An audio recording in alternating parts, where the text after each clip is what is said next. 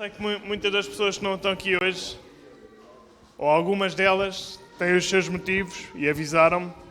Temos malta em Paris, por exemplo. Right? De qualquer das maneiras, todos os outros, espero que estejam a desfrutar do bacalhau no outro lado qualquer. Mas o importante é a comida que vamos comer esta manhã.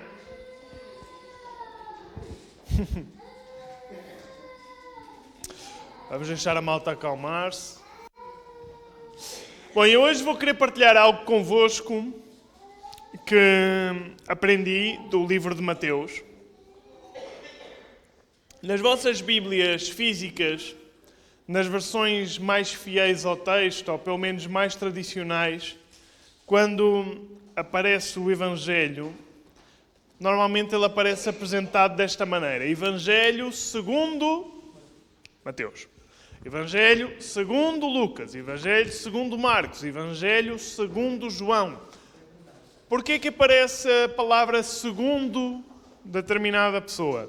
É porque o Evangelho é só um. Apesar de haver 4 livros que estão escritos sobre o Evangelho, Evangelho significa a boa notícia e, portanto, é a boa notícia segundo a perspectiva de Mateus, inspirado pelo Espírito Santo, segundo a perspectiva de Lucas, segundo a perspectiva de João, segundo a perspectiva de Marcos. Okay? Mas o Evangelho é o mesmo. Em princípio, as nossas Bíblias não dizem Evangelho segundo São Mateus ou segundo São Lucas. Okay? Mas isto para dizer o quê? Para dizer que há só um Evangelho. Simplesmente, cada livro é contado conforme uma perspectiva e para um público-alvo em específico. Para mim parece muito curioso estes 4 evangelhos, a forma ou as pessoas para os quais foram escritos. Eu não sei se vocês têm noção, às vezes creio que não, mas são 4 evangelhos. 2 foram escritos por discípulos de Jesus, discípulos diretos de Jesus. Foram quem? João e Mateus. João e Mateus, ok? 2 discípulos diretos de Jesus, 2 dos 12 apóstolos, João e Mateus, e não podiam ser 2 pessoas mais distintas. Mateus era uma pessoa que não era qualificada para ser seguidor do Messias, já que era um publicano e um cobrador de impostos e rejeitado perante todo o povo judeu. E João crê-se que era uma pessoa muito devota à fé judaica. Okay? É por essa razão que aparece ele a correr com o Pedro. Chega primeiro ao túmulo, mas quem é que entra primeiro? Quem é? Porquê é que entra primeiro o Pedro? Nós falamos sempre, não, o João era mais jovem e era mais rápido que o Pedro. Sim, porque quando chegaram lá, não entrou primeiro o João? Porque o João, sendo observador das leis judaicas, não ia entrar num sítio onde estava um cadáver. Ele entra depois do Pedro ter verificado.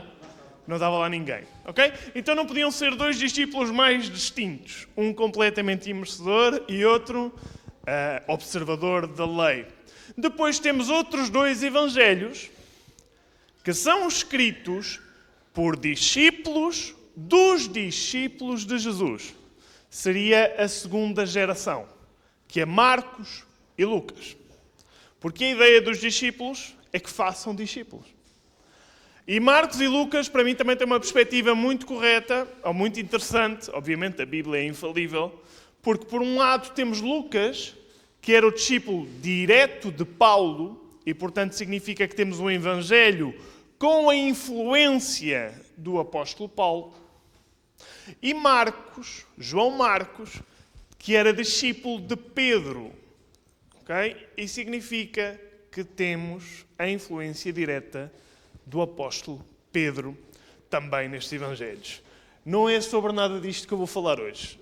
Isto é apenas uma curiosidade porque eu gosto imenso destas coisas. Okay? Dá veracidade à Bíblia. O que vamos falar hoje é do que eu encontrei ao ler o livro de Mateus completo esta semana de uma só assentada. Já vos comentei várias vezes que esta para mim é das maneiras que me ajuda a ter um panorama mais real sobre a palavra. Porque se às vezes só leio trechos, parece que não consigo apanhar todo o espírito daquilo que o autor está a querer transmitir.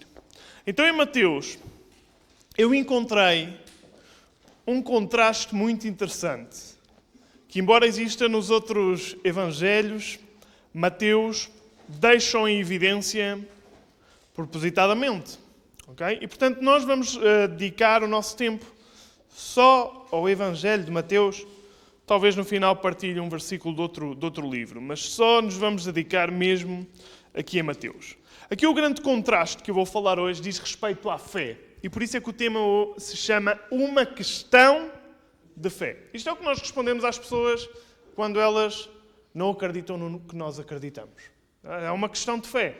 Ou acreditas ou não acreditas. E efetivamente o que Mateus demonstra é que o Evangelho é uma questão de fé. Há um grande contraste. Um contraste com respeito à fé no Evangelho de Mateus. Por um lado, a fé é enaltecida grandemente por Jesus. A fé fica sempre em evidência. Quando Jesus encontra a fé, diz: uau, que fé enorme está aqui. E por outro lado, em contraste também, a incredulidade é fortemente censurada por Jesus. Estes são os dois contrastes que nós vamos encontrar em Mateus, mais do que em qualquer outro evangelho. E, portanto, vou começar por expor alguns exemplos onde a fé foi efetivamente enaltecida por Jesus. A fé foi enaltecida por Jesus, por exemplo... boa, estás aí tudo apontadinho. Sim, a fé foi enaltecida por Jesus quando aquele centurião pediu a Jesus que curasse o seu servo. Lembram-se dessa história? Nós vamos encontrar isto em Mateus 8:10. O que é especial desta história? É que o centurião pede a Jesus para curar o servo à distância. Ele diz: Jesus, assim como eu tenho autoridade sobre os meus soldados e digo a este vai e outro vem, eu sei que tu nem precisas de ir à minha casa, basta dizeres e o meu servo vai ser curado. E o que é que Jesus responde a esta afirmação do centurião? Ele diz: nem mesmo em Israel encontrei fé como esta. Okay? Nem mesmo em Israel encontrei tamanha fé. O que ele está a fazer é enaltecer a fé deste homem. O importante da fé é que nós vamos ver em todo o Evangelho que a fé está diretamente ligada, conectada com curas, milagres, expulsões de demónios. Elas não ocorrem sem fé. E neste caso, o milagre deste jovem, ou do servo do centurião, é porque o centurião teve uma fé enorme, como diz Jesus. Não encontrei fé como esta dentro das pessoas que dizem ter fé.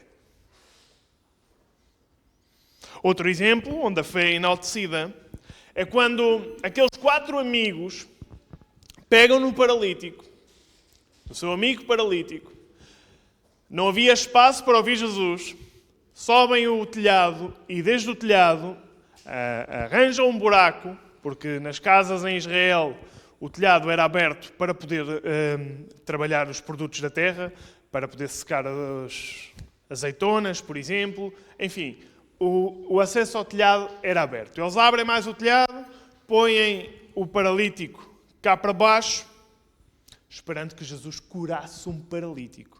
Isto para nós parece-nos normal, porque já lemos os 4 evangelhos. Mas vamos ouvir isto com cuidado. Curar um paralítico. Okay? Levantar um paralítico. E esta fé destes rapazes, destes amigos, está também em Mateus 9:2. E o que Jesus diz, o que diz o Evangelho de Mateus é: vendo-lhes a fé. Não é vendo o esforço que eles fizeram para trazer um paralítico às costas, para levar o paralítico para o telhado, para descer o paralítico cá abaixo. Não, diz Jesus, viu-lhes a fé. E ao ver-lhes a fé, não só é dos milagres que eu mais gosto na Bíblia, porque não só diz levanta-te e anda e o paralítico é curado, como ele diz, eu tenho poder para perdoar pecados. O que é mais fácil? Dizer ao paralítico levanta-te e anda ou dizer estão perdoados todos os teus pecados? Jesus praticamente diz eu posso fazer as duas coisas. Posso curar e posso perdoar pecados. Mas a razão nesta história, e Jesus a enaltece, é eu vi-lhes a fé. E esta fé nem sequer era própria, não era do paralítico, era a fé de outros. E ainda assim, porque outros tinham fé, Jesus operou milagres. A fé foi enaltecida neste caso também. Por exemplo, quando Jesus se encontrava numa grande multidão, onde toda a gente o espremia, digamos que foi mais ou menos como foi ontem a malta no estádio. Estava ali toda feita em sardinha em lata. E de repente diz Jesus, que também é uma história fantástica, quem é que me tocou? E os discípulos, quem é que te tocou? Toda a gente te tocou, Jesus. Andamos aqui todos aos encontrões uns aos outros. Não, alguém me tocou, eu senti poder a sair de mim. Uau, impressionante. Isto está também em Mateus 9, 21 a 22. E era uma mulher que sofria de uma hemorragia há quase 12 anos, que não conseguia controlar de nenhuma maneira, já tinha gasto todas as suas posses em médicos e não conseguia, mas disse no seu coração, se eu tocar o manto de Jesus, eu serei curado. O impressionante desta história é que parece que nem Jesus queria curar aquela mulher naquela altura.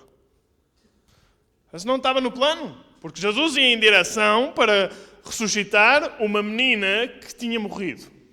No meio do caminho há uma pessoa que o toca pela fé, é curada, ao ponto de Jesus ficar surpreendido, voltar para trás, quem é que me tocou? A fé tem uma importância tal, não é que Jesus não quisesse curar aquela mulher, simplesmente em primeiro lugar ia ressuscitar uma menina. É o que nos relata a história. Em princípio era mais urgente ressuscitar uma morta do que alguém que mal tinha vivido 12 anos, mas tinha vivido. Aquela mulher toca no manto do Mestre de Jesus. E o que é que Jesus diz? Primeiro fica surpreendido e depois diz esta frase que é repetida em quase todos os evangelhos. A tua fé te salvou. Não diz, não, fui eu. Não, a tua fé. Porque alguns de nós podemos dizer, mas tocar no manto de Jesus, o manto era mágico. Não. A fé. Ela queria tanto que Jesus a podia curar, que só tocando no manto achava que ia ser curada. E efetivamente foi. A questão para os judeus do manto é importante porque eles usam aqueles, vocês já viram aqueles cordões com 613 nós? Okay? Quando nós lemos aqui o manto não é importante, mas para os judeus aqueles nozinhos que andam foi onde ela foi tocar. Porque é o sítio das orações. E Jesus, sendo judeu, também usava. Mas isso é pouco importante. Se foi no manto, se foi nos cordões, o que importa é que o texto bíblico enaltece a fé de tal maneira que não foi Jesus que se voltou para aquela mulher para curar. Foi aquela mulher que tinha uma fé tal que foi curada. E Jesus o reconhece e diz, a tua fé te salvou. A fé é super enaltecida. E mais uma vez, Jesus cura porque houve fé. Em Mateus, nós também vemos a evidência da cura de 2 cegos.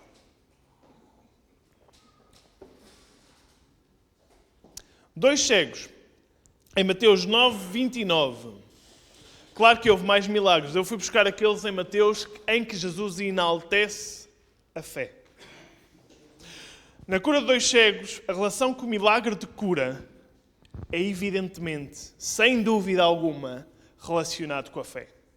Ao ponto que Jesus diz em Mateus 9, 29, seja-vos feito segundo a vossa fé. Estando Jesus, por favor, cura-me, sou cego. E Jesus responde: segundo a tua fé será feito. Se Jesus nos dissesse isso a nós, teríamos o que dizemos que precisamos ter?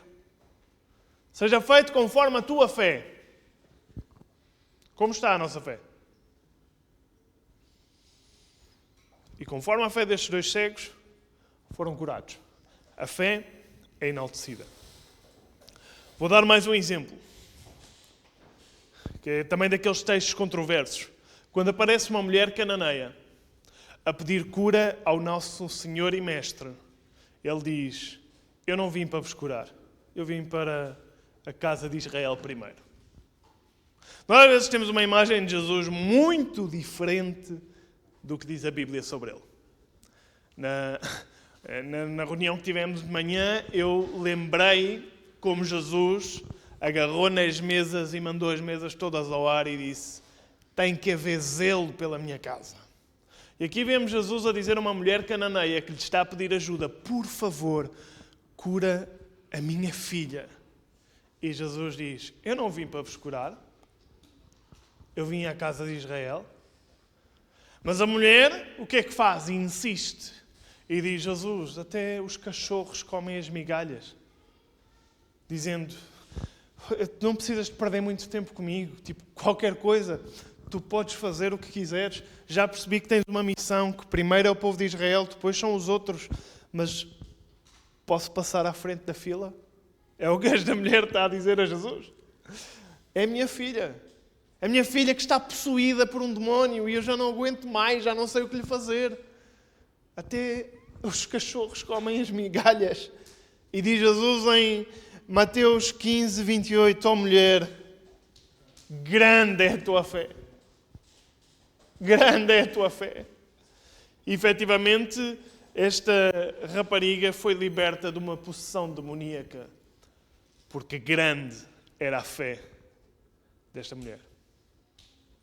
E, portanto, a fé é enaltecida na Bíblia por Jesus e ela está ligada com os milagres, com as curas, com a expulsão de demónios e com tudo aquilo que nós lemos que nos faz convencer que Jesus é Deus. Pela fé dos homens. Por outro lado, no mesmo Evangelho, nós vamos ver que a incredulidade, o contrário da fé, é fortemente censurada por Jesus. E para isso vou usar apenas 2 exemplos em Mateus. Ele, em primeiro lugar, censura as cidades onde tinham sido realizados a maior parte dos milagres. Portanto, não estamos a falar de cidades que não sabiam quem era Jesus. Eram estes mesmos milagres que foram realizados pela fé de outras pessoas. Jesus esperava que os outros, ao verem, crescem. Mas não aconteceu. Certo? Então, estas cidades onde foram realizados a maior parte dos milagres, o que Jesus diz é: vocês não se voltaram para Deus por causa dos milagres que viram. E repreende fortemente a incredulidade, diz Mateus 11, 20 a 21. Passou então Jesus, Mateus 11, a increpar as cidades. Outras versões dizem repreender.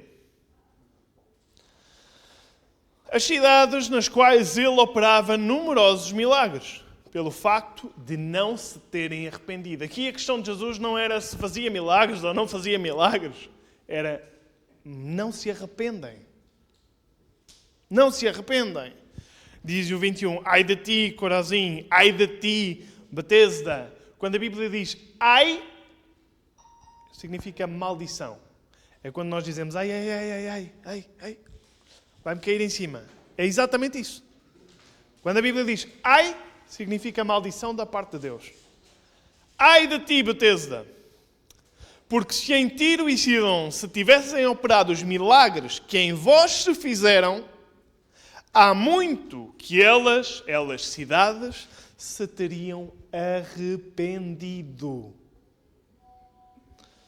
Com pano de saco e cinza. O propósito dos milagres serem públicos era levar as pessoas ao arrependimento. Os outros que não eram curados deveriam dizer: estamos perante Deus, necessitamos arrepender-nos. O poder de Deus devia levar as pessoas ao arrependimento, é o que Jesus está aqui a reclamar, mas por causa da incredulidade isso não aconteceu. E hoje em dia nós também temos pessoas, e muitas, e se calhar até estão dentro desta igreja, que creem que Deus é grande, que Deus é poderoso, que Deus faz inúmeras coisas, que já viram milagres acontecer e ainda assim não procederam ao arrependimento. Viram, mas não houve mudança nas suas vidas. Outro momento em que Jesus condena fortemente a incredulidade em Mateus, e Mateus está a fazer propositadamente este contraste: fé enaltecida, incredulidade reprovada, diz em Mateus 13, 58. Isto aqui já diz respeito a Nazaré.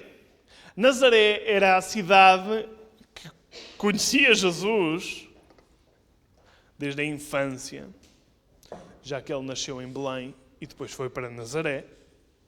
Conhecia Jesus desde a infância, ao ponto de quando ouviam falar que ele fazia milagres, começaram a dizer: mas quem é este? Nós conhecemos o seu pai, José, conhecemos a Maria, conhecemos os seus irmãos e irmãs de sangue, por certo, porque Maria teve mais filhos, ok? Já que está de moda falar da Igreja Católica, é bom lembrar que torcem todas as coisas a seu belo favor. E que não é a mesma coisa, e que a eleição deste novo Papa a nós não nos diz respeito nenhum. É mais um político como outro qualquer. Ou se calhar mais poderoso que outro qualquer. Mas pronto. Por mais carismáticos que sejam, dizem barbaridades como Deus ama toda a gente, todos são filhos de Deus, não é necessário arrependerem-se, todos vamos para o céu e não poderiam estar mais longe da verdade. Enfim, isto foi um parênteses. Mateus 13, 58 diz: e ali não se fizeram muitos milagres. Por causa da incredulidade deles. Então, claro, nós podemos dizer: Deus é todo-poderoso, Deus faz o que quiser. O que a Bíblia nos ensina é: se o homem não quer que Deus faça, Deus lava as mãos. Ele é poderoso? Claro que é poderoso.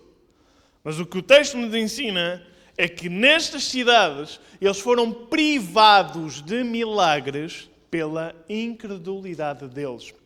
A incredulidade era tanta que se nos outros lados foram feitos milagres e ainda assim eles não se arrependeram, neste contexto eles nem acreditavam que Jesus era Deus e por isso Jesus nem se deu ao trabalho de fazer milagres. Dizia: aqui não há fé. E como não há fé, eu não vou atuar. Não há fé, eu não vou atuar. E portanto, já expus estes dois extremos, onde a fé é enaltecida, independentemente se as pessoas criam em Jesus ou não, podiam ser outras pessoas a crer em Jesus, a fé era enaltecida, e por outro lado a incredulidade, ela é fortemente repreendida e ela é a causa de não haver curas, de não haver milagres, de não haver expulsão de demónios, de não haver o poder de Deus nas nossas vidas.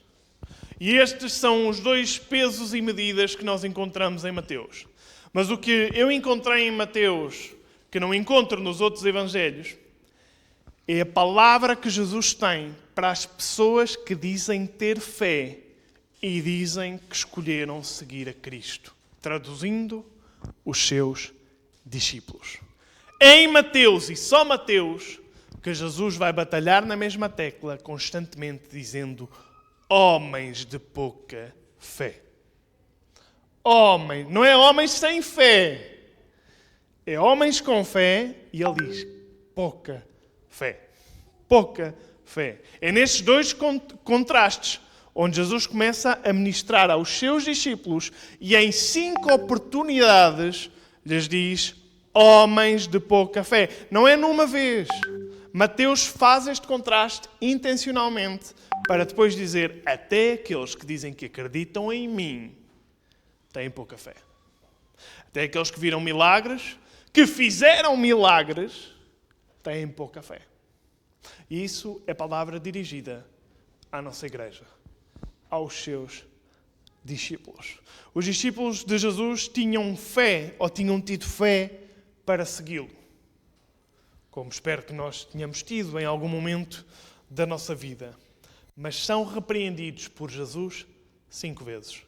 E o terceiro ponto é a pouca fé. A pouca fé é repreendida. A muita fé é enaltecida, a incredulidade é censurada e a pouca fé é repreendida. E, portanto, vamos entrar numa repreensão de Jesus aos seus discípulos. 5 vezes Mateus usa esta expressão, pouca fé. Como discípulos crentes em Jesus, eu creio que esta manhã, e esta é a minha esperança,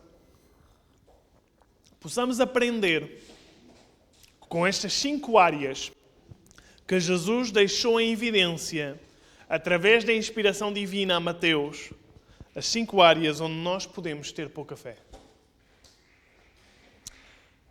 Vamos ver as 5.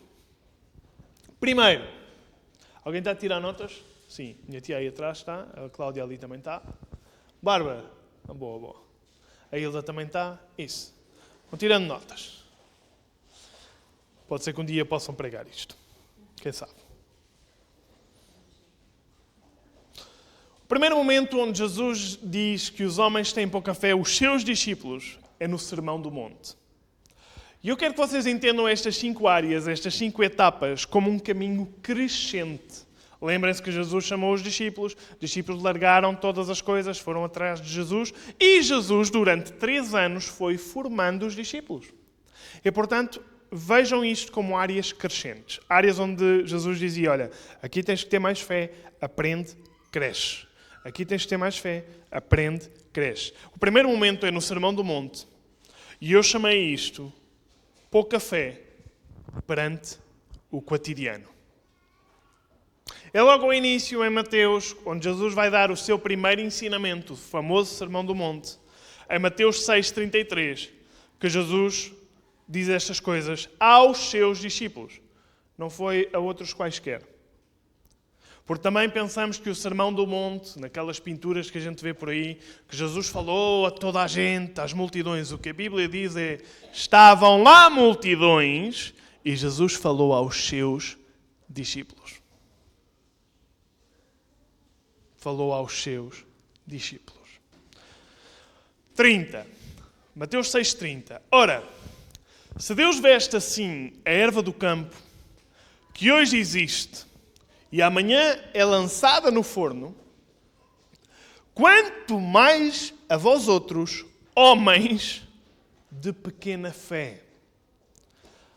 Lição número 1 do curso da licenciatura de Jesus para os seus discípulos de 3 anos. Disseram que tinham fé para segui-lo.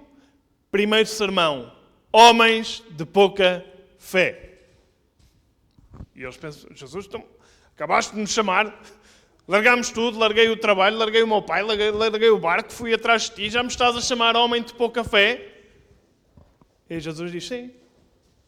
Homens de pouca fé só se preocupam com as coisas da vida.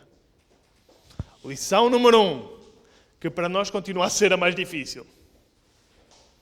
Pouca fé no cotidiano. Homens de pouca fé, 31, portanto, não vos inquieteis dizendo... Disse a Soraya na oração, que comeremos, que beberemos, ou com que havemos de nos vestir. Porque os gentios, significa aqueles que não acreditam em Deus, é que procuram todas estas coisas. Versículo 32. Pois o vosso Pai Celeste sabe que necessitais de todas elas. Deus sabe que necessitamos de comer, de vestir, de sítio para dormir. É o que o texto está a dizer, é o que Jesus está a dizer. Jesus diz que podemos comer de tudo, à vontade, com fé. 33. Buscai, pois, em primeiro lugar, o reino dos céus e a sua justiça, que significa a prática do reino dos céus, e todas estas coisas vos serão acrescentadas. A primeira área onde nós revelamos falta de fé como discípulos e que temos que aprender isto. Porque o caminhar dos discípulos é uma aprendizagem. Nós temos que passar pela lição número 1. É falta de fé no cotidiano. Continuar sempre, será que eu vou ter até ao final do mês? Será que eu vou ter o que comer? Será que eu vou conseguir sustentar a minha família? Ainda estamos nestas coisas. Somos homens de pouca fé. E mulheres. Quando digo homens e mulheres, está bem? De pouca fé. Ele diz, se andarmos inquietos, preocupados com o que nos falte, já sabemos que somos homens de pouca fé. E avalia-te esta manhã. Tu és assim? Então és um homem com pouca fé. És uma pessoa com pouca fé. O que Jesus está a dizer na lição número 1 aos seus discípulos, que eles ainda nem sequer foram consagrados, os 12 apóstolos, o que ele está a dizer é, meus amigos, é desta forma que vivem as pessoas que não me conhecem e não confiam em mim. Os meus discípulos não foram chamados a viver assim. O nosso Pai sabe o que necessitamos. E a solução para ter fé nesta área é... O que é que está... é a aula das crianças, não é? Bem, altamente. Estou a fazer uma festa.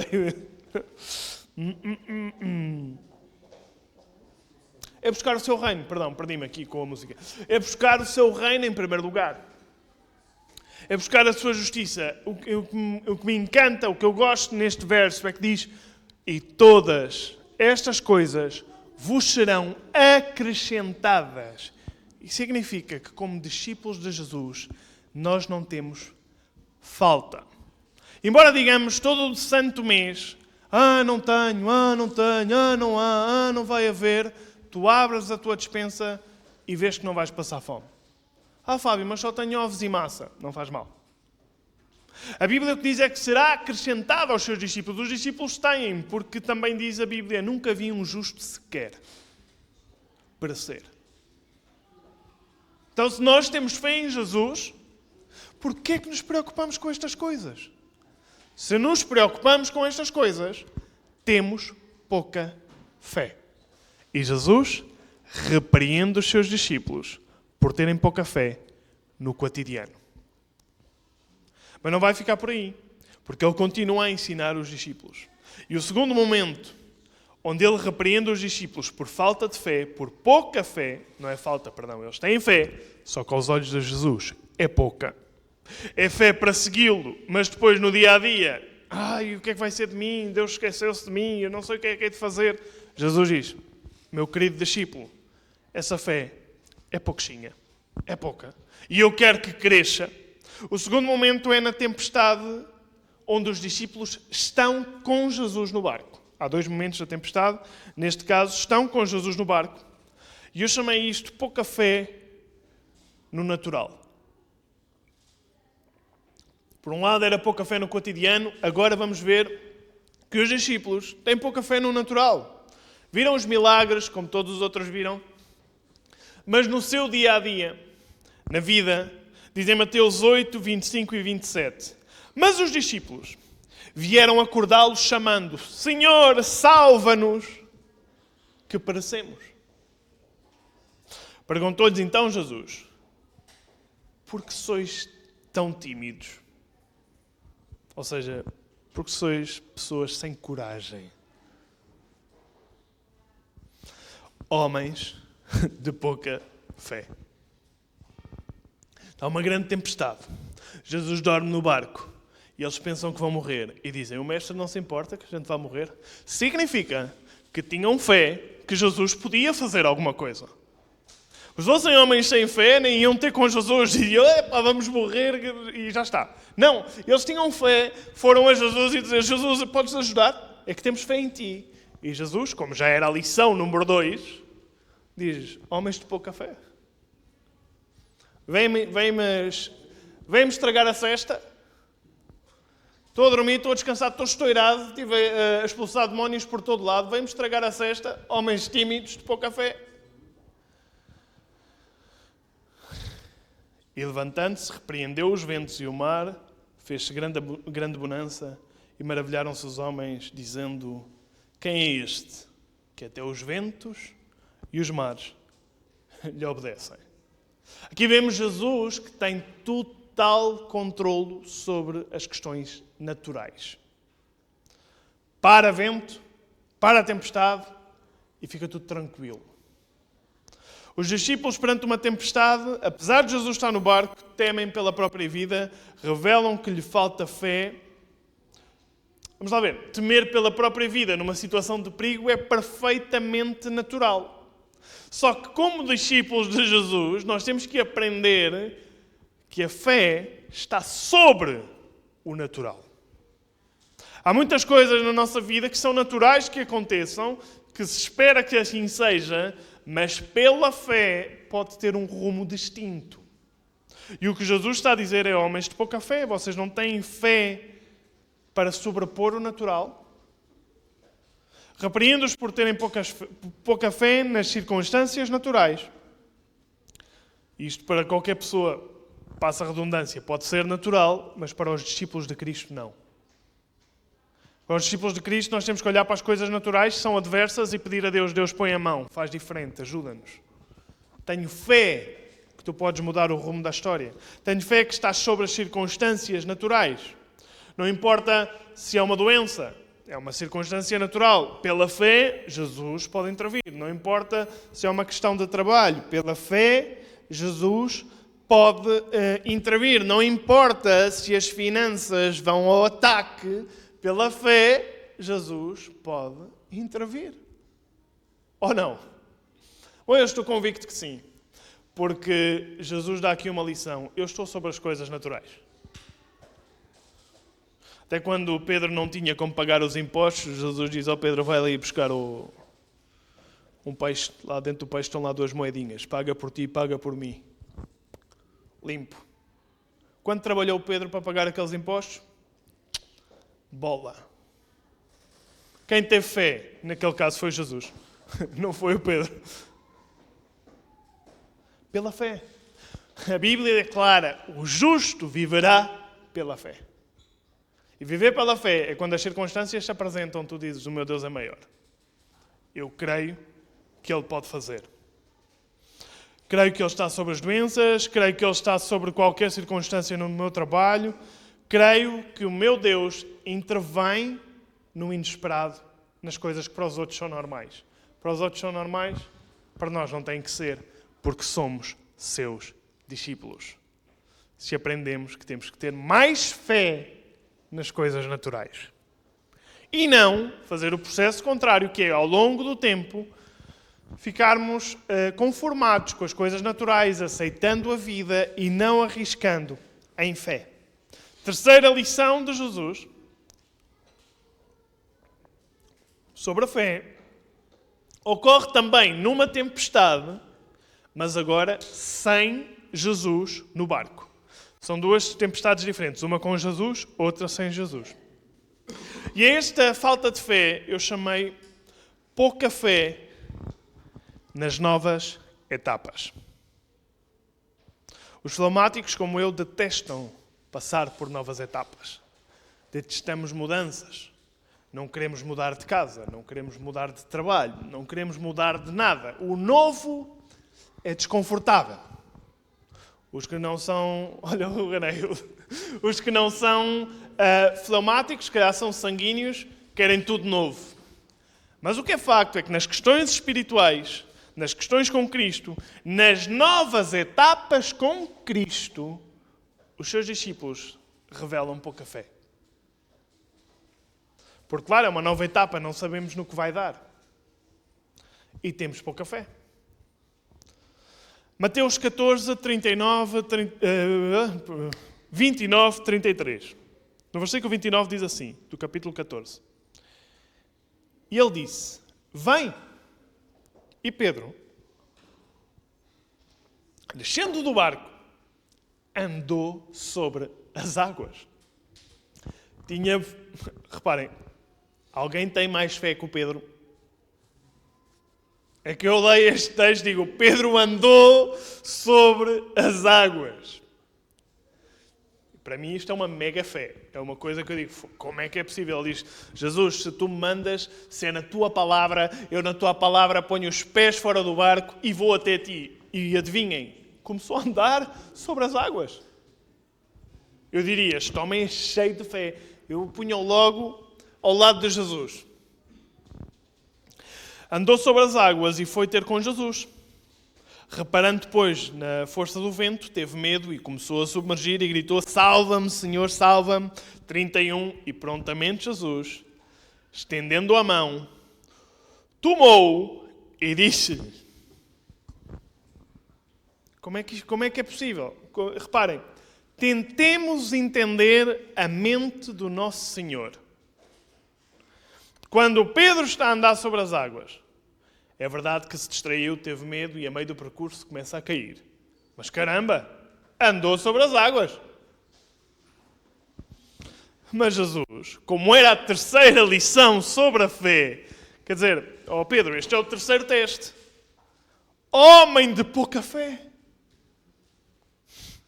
Homem de pouca fé, porquê é que duvidaste?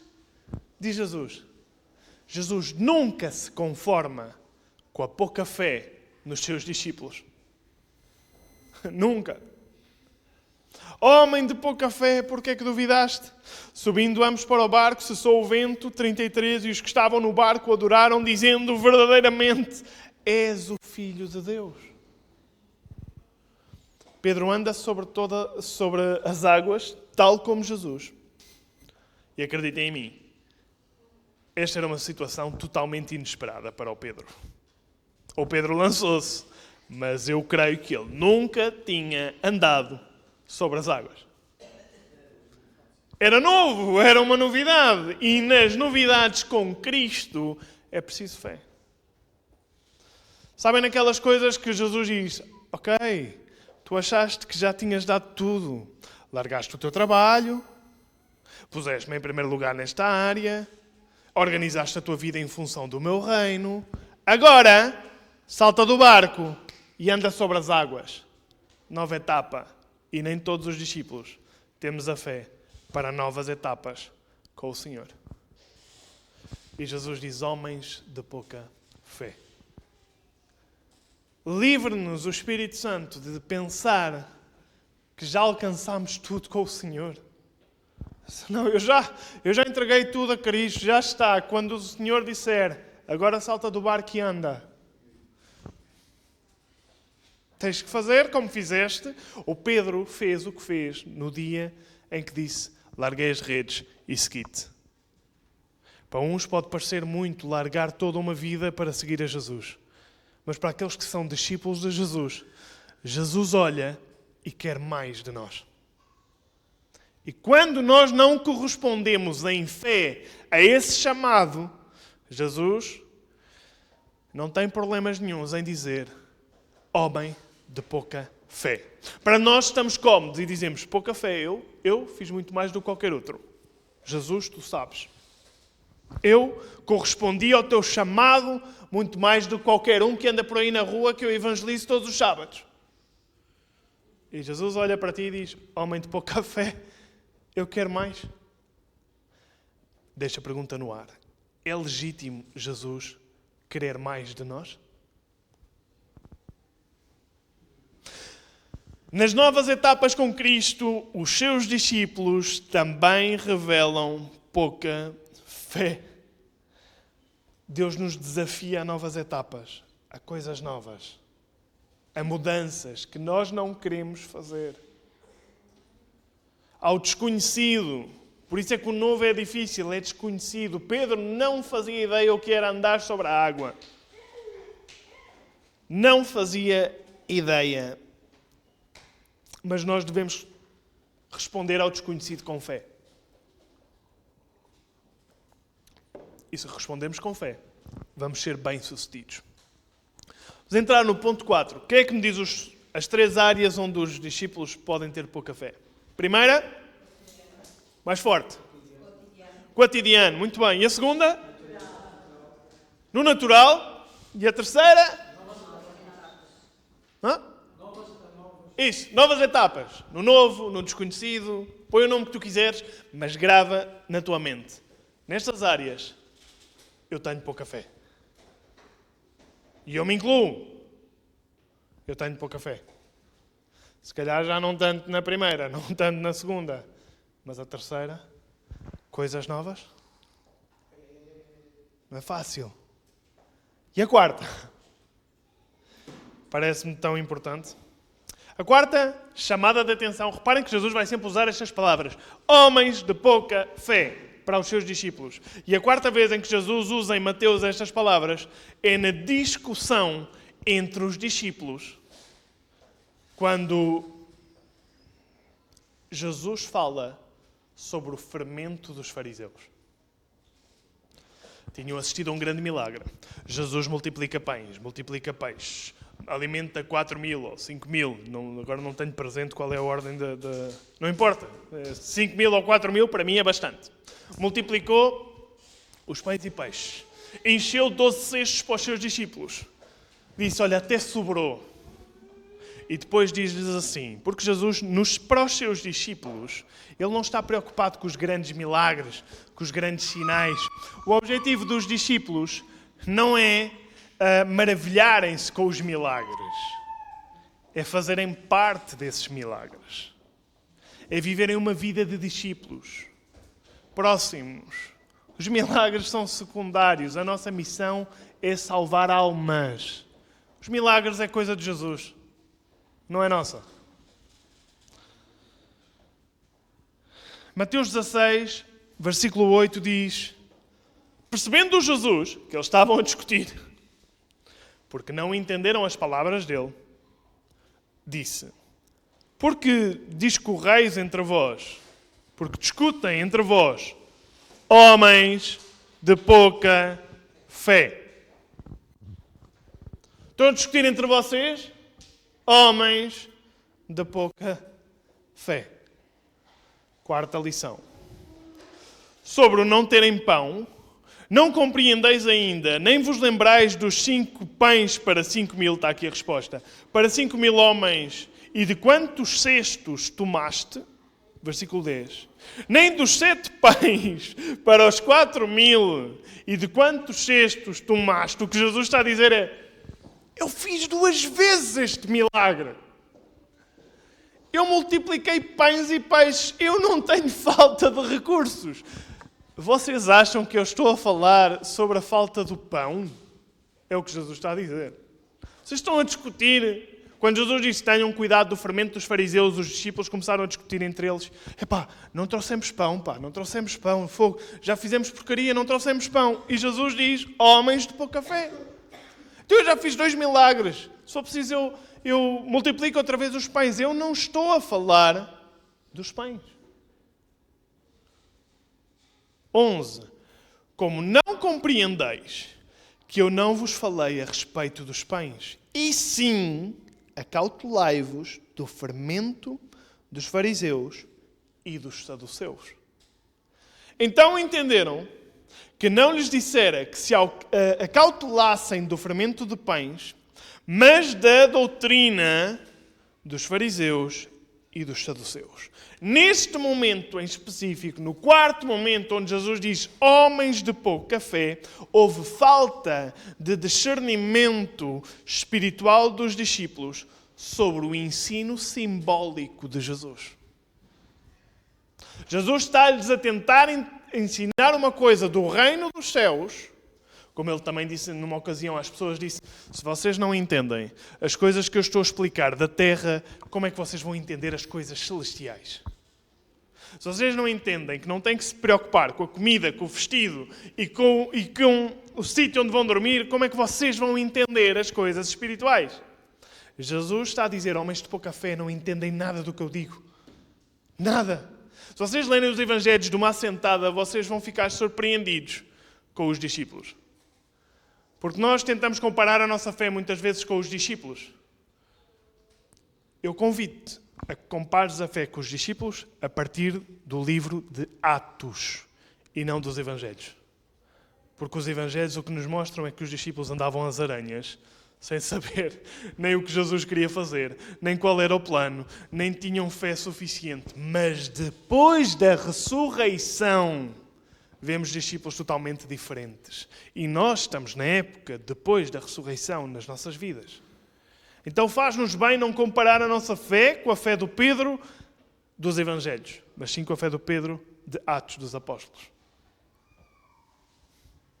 Temos que pôr os pontos nos is, porque os discípulos andavam perdidos, eram homens de pouca fé, até à ressurreição. Depois Tomé tocou em Jesus e Jesus disse-lhe: Tomé, não sejas incrédulo, mas crente. Usa a tua fé.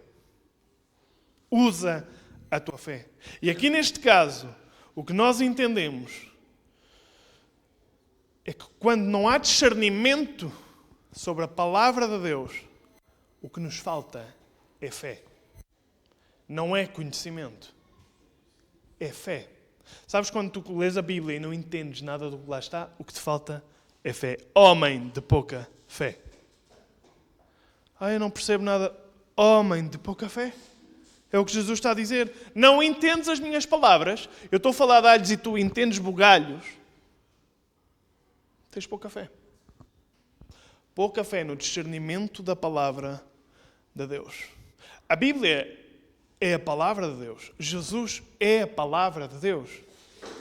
E a Bíblia está escrita para que nós possamos entender, mas sem o Espírito, sem maturidade, sem fé, é impossível entender a palavra. Às vezes, não é só pouca fé para discernir o que está escrito, porque há textos difíceis de entender, principalmente sem a fé, sem o exercício da fé.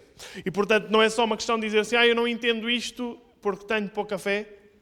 É também, muitas vezes, não ter fé para crer no que está escrito. Às vezes não é uma questão de entendimento. Está lá preto no branco, mas não há fé para crer. A Bíblia diz que só pelo arrependimento nós entraremos no reino dos céus. E muitos não queremos crer nisso. E dizemos, mas se calhar, talvez, pode ser. Não tens fé para crer? Homem de pouca fé. Uma coisa é não conseguir entender pela falta de fé. Tu dizes, eu não entendo isto. Não tenho maturidade para entender as profecias de Daniel, as profecias de Apocalipse. Não estou lá ainda. Outra coisa é, preto no branco. Homem de uma só mulher. E tu não tens fé para crer no que lá diz. Homem de uma só mulher. O que é preciso para entender mais? É preciso ter fé para crer. Fornicação é pecado. Fé para crer. Mas eu não sei, Deus perdoa, Deus é não sei o quê. Homem de pouca fé.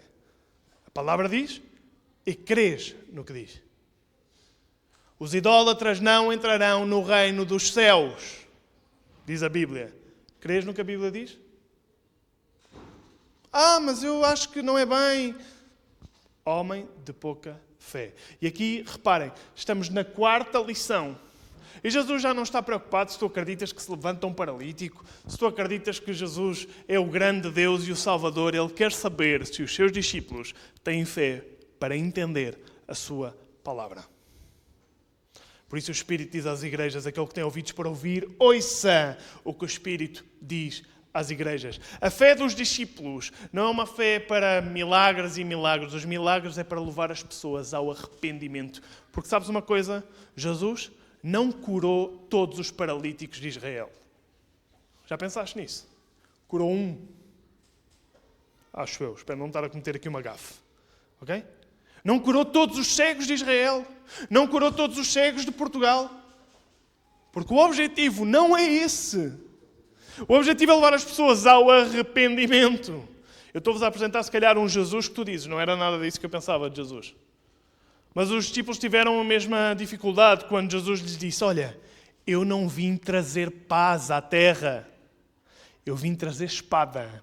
Eu vim trazer divisão entre marido, mulher, entre nora e sogra. Eu vim trazer divisão na família. O quê? Jesus é assim? Se caso tivesses ouvido isto na primeira mensagem, não tinhas ficado para ouvir. Mas se lês a Bíblia, vais ver um Jesus totalmente diferente do que estás à espera. Se lês os Evangelhos, tu dizes, caramba. E as pessoas dizem, é que o pastor fala alto, é que o pastor disse não sei o quê. E o quê? Jesus não faz o mesmo? Lês a mesma Bíblia que ele? É que não deve ser assim. Convite-te, desafio-te. Lê a Bíblia. E ou tu achas que Jesus disse aos seus discípulos no meio de uma tempestade onde havia barulho por todo lado, meus queridos amigos, tenham muita fé. Tu vês Jesus assim? Lê a Bíblia e apaixona-te pelo Jesus verdadeiro. Um Jesus que não tolera o pecado, mas é infinitamente misericordioso para dizer, eu amo-te até à morte. Eu não te vou deixar nunca. Tu vais sofrer para entrar no reino dos céus, mas eu vou contigo. Tu sabes que vais sofrer? Eu sei, porque Jesus já o disse. E não sofri nada comparado com aquilo que pode vir para a frente. Às vezes a gente pensa, não, a minha vida já melhorou. Já estou mais estável agora. Já passei a fé. Os discípulos depois diziam nas suas cartas, aqueles que querem seguir Jesus vão sofrer por causa do Evangelho. Ninguém gosta de ouvir isto, mas eu estou convicto que se a nossa igreja ouve e entende isto, nada a para. Porque não importa se estou cansado, se dói aqui, se dói ali, tu sabes quem é Jesus e como Ele é. Era um Deus que se levantava em favor do reino dos céus. Pouca fé para entender a palavra de Deus. Pouca fé para crer no que está escrito. Última lição. Lição 5. Ia bem.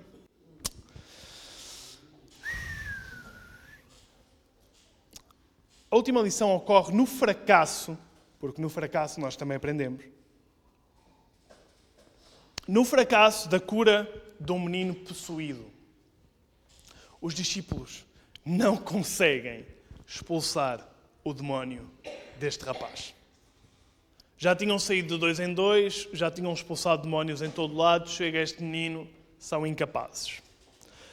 E revelam pouca fé no espiritual. Já não é no natural, agora é no espiritual que os discípulos revelam pouca fé. Mateus 17, 16 e 20. Ao 20, perdão. Diz o homem, o pai do menino, com toda a legitimidade, estava lá para Jesus. Apresentei-o aos teus discípulos, mas eles não puderam curá-lo. E Jesus o que é que disse?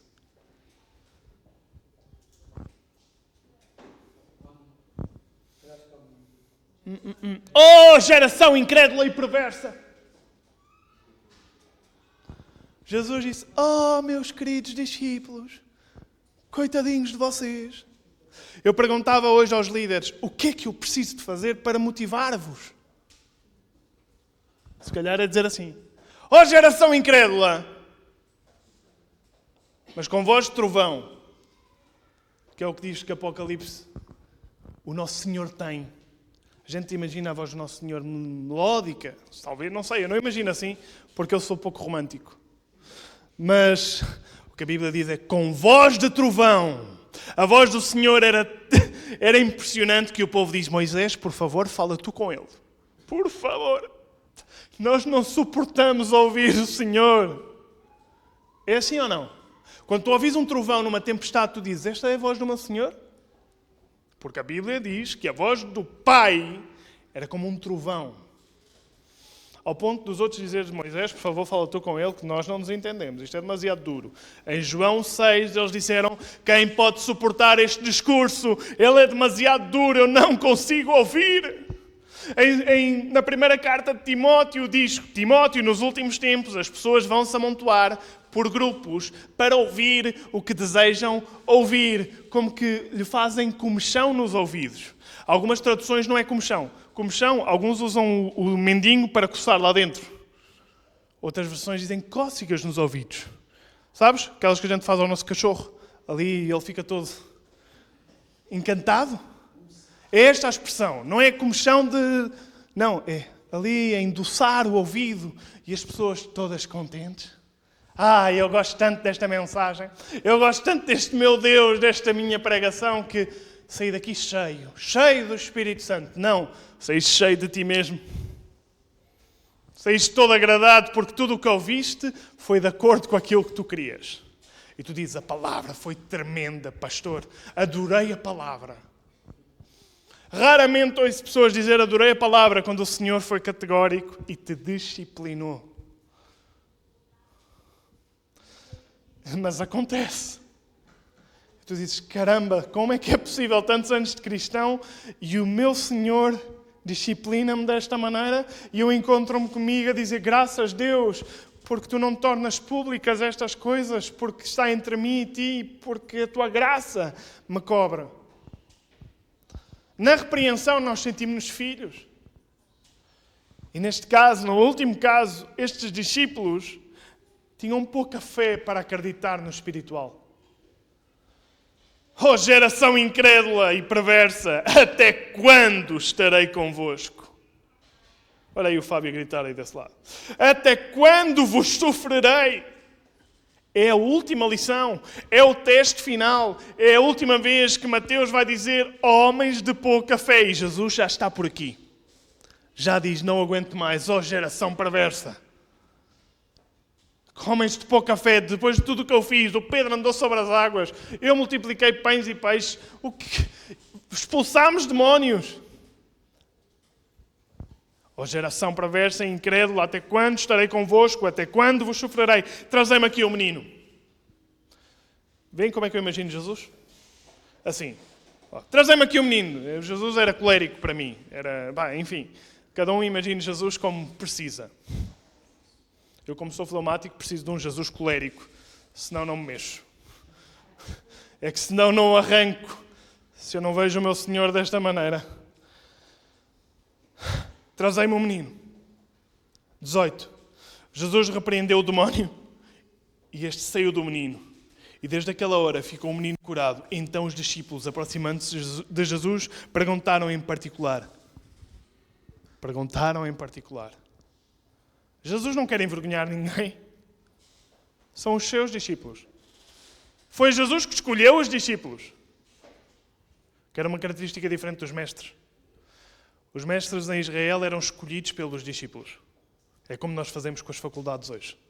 Nós dizemos: eu gostava de estudar nesta faculdade. E vais e procuras entrar. Jesus usou um método diferente. Ele é que disse: eu quero ensinar o Miguel, eu quero ensinar o Alfredo, eu quero ensinar a Bárbara, eu quero ensinar a Paula. São estes e os outros que estão aí sentados, que eu não vou nomear todos. Eu quero vos ensinar e quero que vocês sejam meus discípulos. E nos faz um chamado, e em particular ensina aos seus discípulos e diz-lhes: respondeu o quê? Por que motivo não o podemos expulsar? A seguir diz: por causa da pequenez da vossa fé. Da pequenez, da fé pequena. Os discípulos não conseguiram expulsar o demónio por causa da fé pequena no espiritual. Esta é a última repreensão sobre este assunto, geração incrédula e perversa. Se a fé é pouca no cotidiano, se a fé é pouca no natural, se a fé é pouca naquilo que é novo, se é pouca no entendimento da palavra, não será pouca a fé no que é espiritual? Que é ex-libris da fé? Na questão dos demónios, há pessoas que nem creem nos demónios.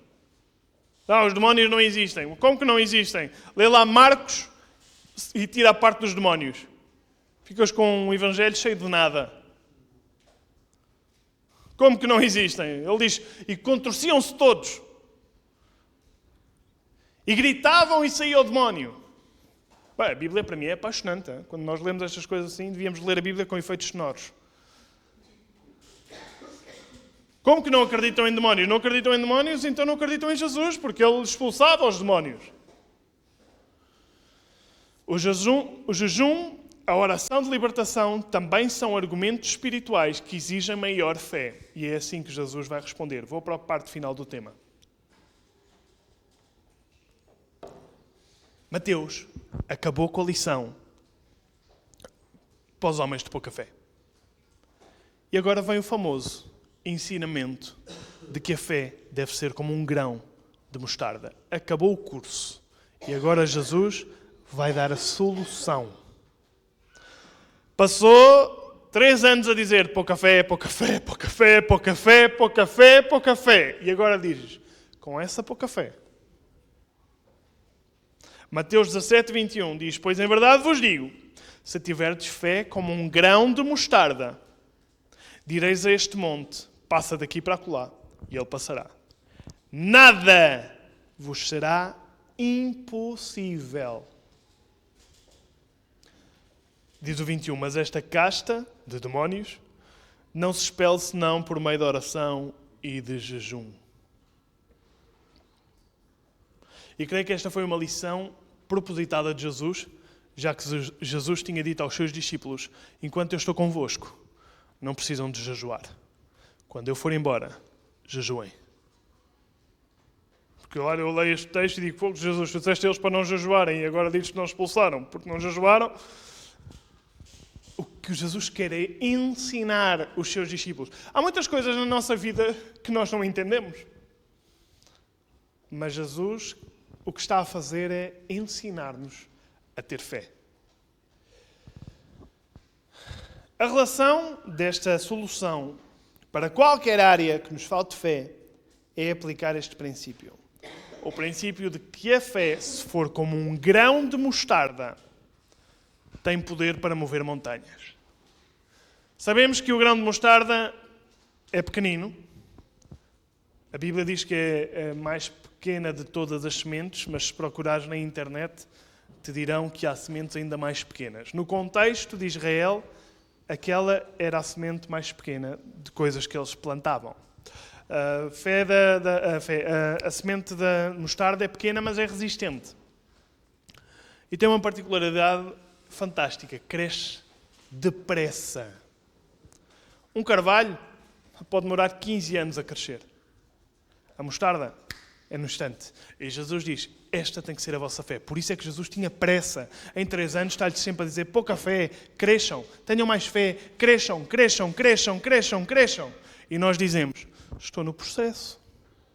Estou no meu processo com Deus. No tempo de Deus.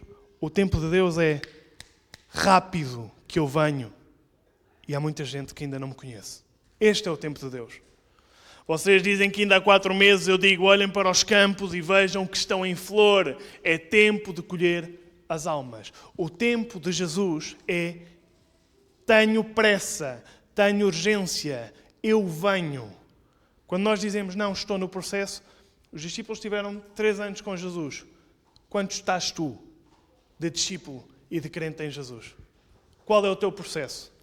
Vais ser o quê? Vais ser doutorado em fé? Vais ter não sei quantos mestrados em fé? 3 anos e já partilhavam o Evangelho em todo o lugar.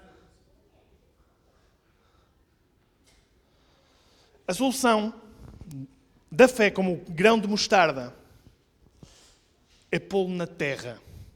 É semeá-lo. Quando Jesus diz a fé deve ser como um grão de mostarda, ele não está a enaltecer, depois de lhes ter partido a cabeça 5 vezes, a dizer, podes ter fé pequena que moverá montanhas, que é o que dizem a maior parte dos evangélicos. Mesmo que a minha fé seja pequena, ela move montanhas. Não, o que Jesus está a dizer, a tua fé é pequena, Mas se tu a semeias, significa se tu a pões em prática, se tu caminhas em fé, ela vai crescer como um grão de mostarda.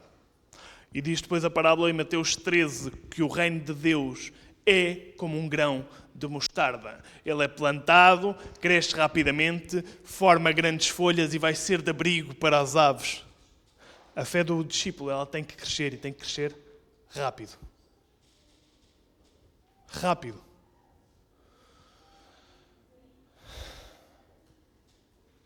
Temos que viver pela fé.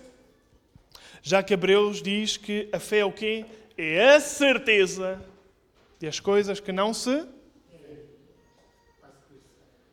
esperamos. É a certeza. E é assim que se aplica a fé. Bom, Mateus vai acabar toda a sua explicação sobre o Evangelho em Mateus 21.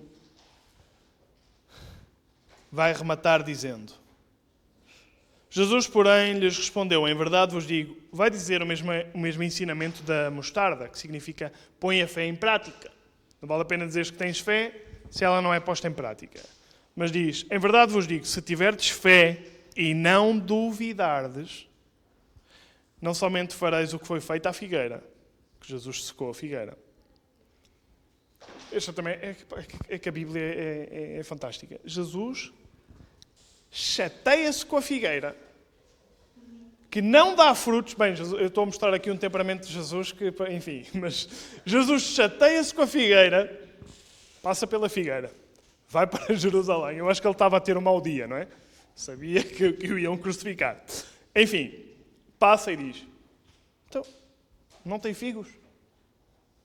Ó Jesus, mas não é o tempo de dar figos. Não interessa, não tem figos.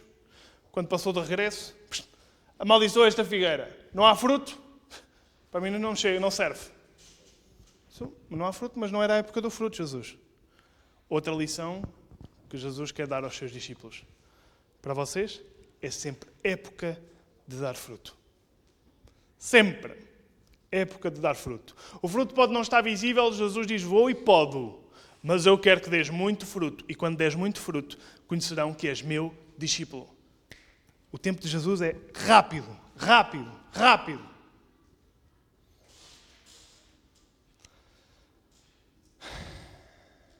Se é verdade tiveres fé e não duvidares, não somente fareis o que foi feito à figueira, mas até mesmo se a este monte disseres: ergue-te e lança-te ao mar, tal sucederá. E tudo quanto pedires em oração, crendo, fé, recebereis.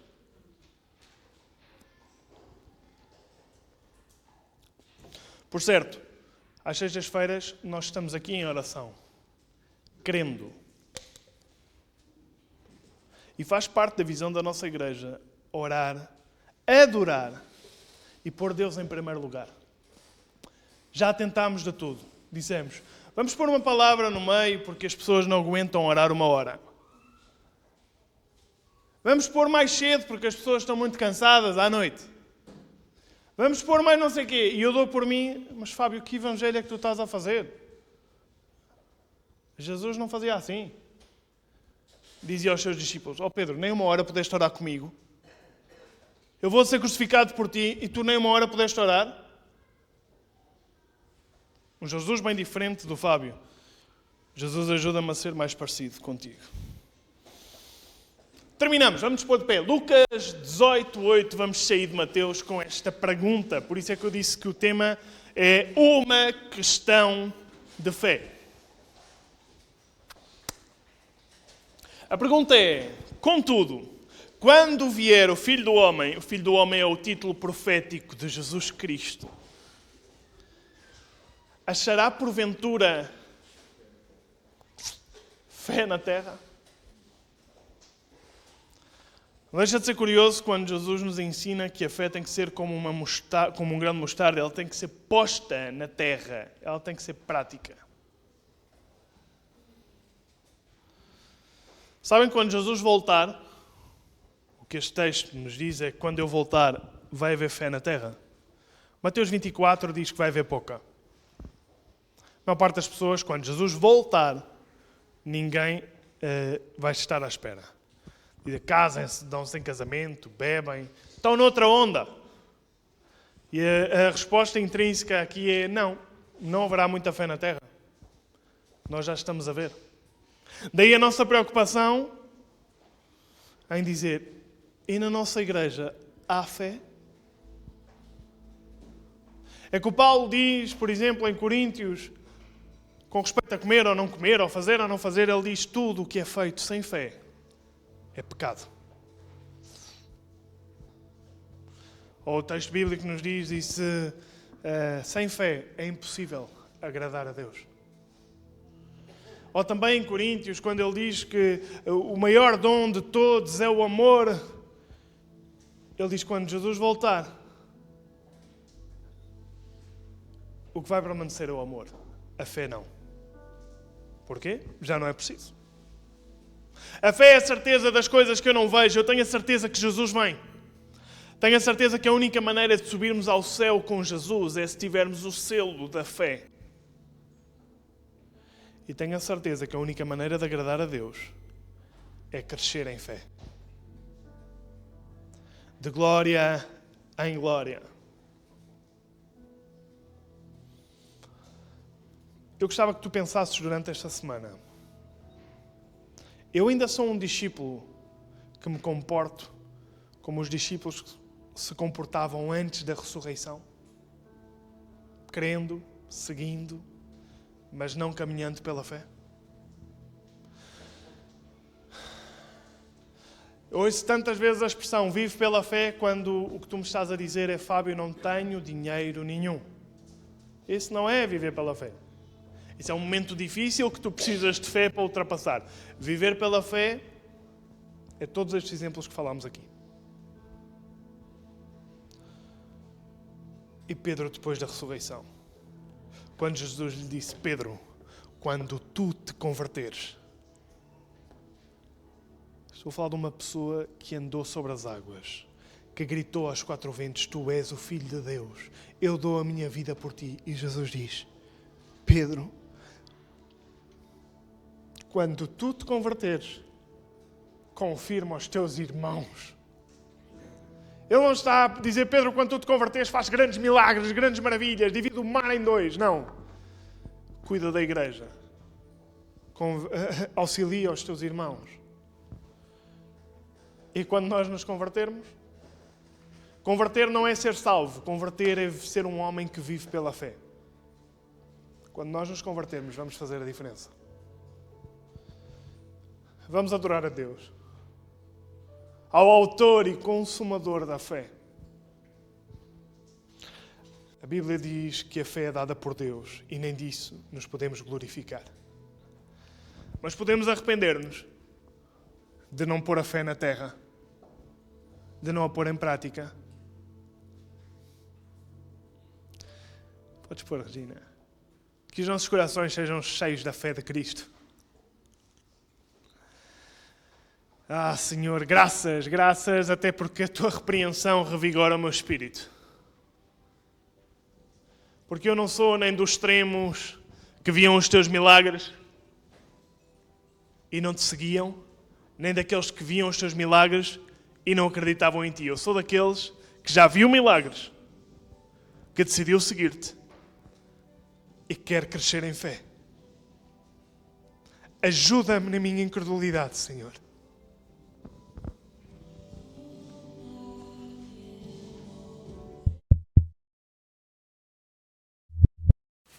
Espero que tenham gostado da mensagem. Por favor, se tiverem alguma questão ou quiserem saber mais alguma informação, não hesitem em entrar em contacto connosco, seja através das nossas redes sociais ou através do nosso número do WhatsApp. Nós somos mais que uma igreja, somos uma família e estamos aqui para te servir. Muito obrigado por nos teres ouvido e até para a semana. Até para a semana!